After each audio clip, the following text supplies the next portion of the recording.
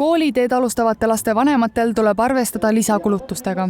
Tallinna linn on nende toetamiseks välja töötanud ranitsa toetuse. Esimesse klassi mineva lapse pere saab 2 osas 320 eurot. See on mõeldud inimestele, kes on Tallinnas registreeritud.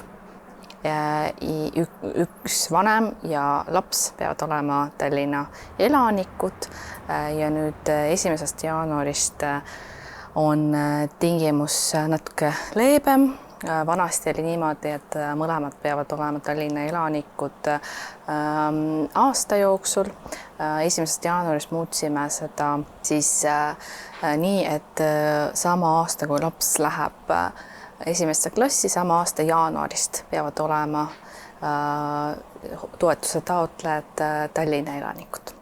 E-taotlusi saab esitada Tallinna iseteeninduskeskkonnas alates 12. septembrist kuni 30. novembrini.